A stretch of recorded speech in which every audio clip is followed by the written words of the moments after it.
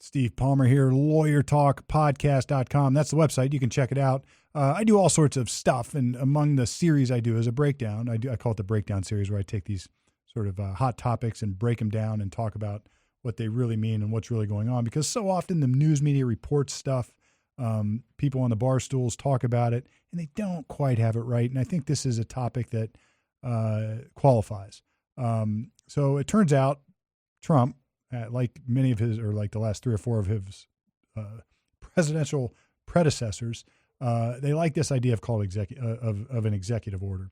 And what he did, one of the most recent executive orders I saw is Trump purports to criminalize flag burning, and I oversimplified it because that's not exactly what he's doing. So this brings up all sorts of legal questions that I think are worthy of a little bit of discussion. First, what's an executive order? Well, that's the president just saying, I hereby order it. And anybody who follows our Constitution and has read something like, or things like the Federalist Papers, and maybe just the Constitution itself, knows that the executive branch doesn't necessarily have the kind of power that these presidents are flexing and purport to have. Yet it's happening. And the president does, however, sit over top of various administrative agencies. And I guess you can turn back the clock all the way to the turn of the century to old maybe Woodrow Wilson. Decides that we don't need this limited form or limited power of government anymore. The president can do it. He's mature and smart enough to just sort of take it over. And so that is sort of the birth of the administrative agencies. And one of the administrative agencies that the president would sit over would be the Department of Justice. So in theory, President Trump would have authority to direct the Department of Justice to enforce certain things. Now, this is all, of course, constrained by the bounds of the Constitution. So the president can't order something that violates the Constitution. The president can't say, I'm going to arrest everybody who exercises their right of free speech and criticizes my presidential regime. That would clearly violate the First Amendment.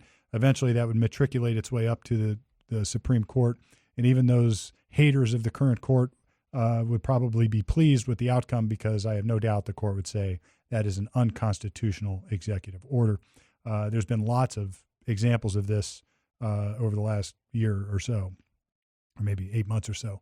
At any rate, back to what President Trump decided to do here. He said that I am directing that we are going to start charging people for burning the flag, but he added some language into it. He didn't just say, I guess before I even get there, he doesn't say, I am hereby making it a law that you can't burn the flag. He doesn't say that because he doesn't have the authority to say that. He doesn't have the authority that would far exceed any executive order. We would all hope rather that we have this other branch of government, a big one that we hardly hear about except when they grandstand on TV, called the legislative branch of government, which is comprised of the House of Representatives and the Senate.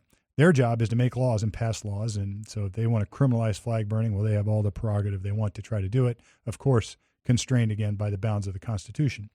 So what Trump was really saying is, I am directing my federal police, call it the FBI or Homeland Security, whoever, Department of Justice, to start prosecuting folks for burning flags. But then he added some magic words. And the magic words were, if it is inciting others to violence, or some other words to that effect.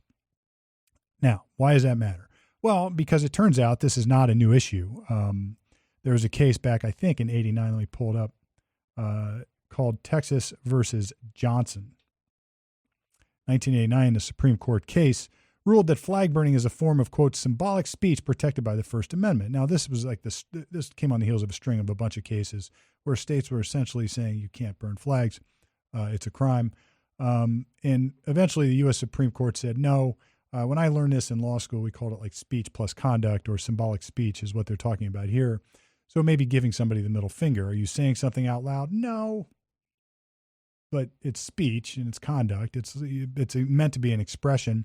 And I think what the Supreme Court in Texas v. Johnson was saying is this was a form of expression, of symbolic speech.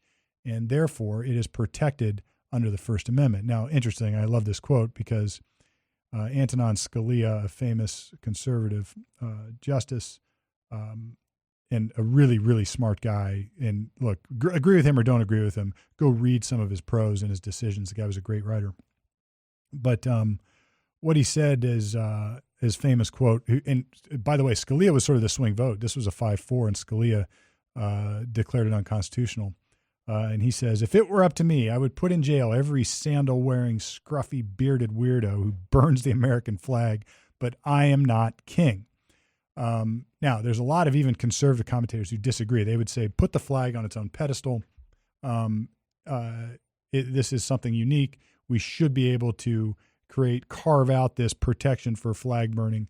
I don't know if you agree or disagree with that. Scalia did not agree with that viewpoint. He said, look, political speech, I think the point he was making is this is a form of political speech, and we are allowed in our country to criticize our own government, makes our system of justice, dare I say, better than all the others. We have freedom to criticize the government. We left, maybe back in 1776, we left a place where you couldn't do that, where you would be charged with sedition and other horrible crimes for trying to do that and thrown in jail by the king.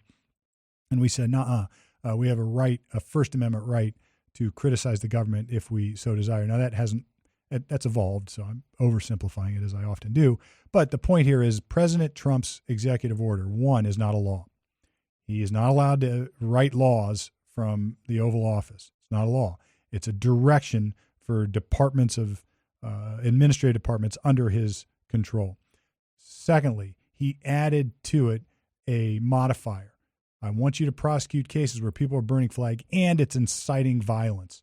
So these are what you would call maybe fighting words. There's been some litigation, not recently, on fighting words, but you can't incite a riot. Now, those that don't like Trump would say, well, that's thick because didn't he do that on January 6th? You decide. I'm not going to comment on that. But you can't incite people to violence or to riot. And Trump is saying if you're doing that and it involves burning the flag, we want to prosecute those people. So what does all that mean? Really nothing. His order is Pyrrhic. Look that word up if you must. But it means it doesn't. It's not really doing much. It just looks good, or to some people maybe intentionally perhaps upsets others.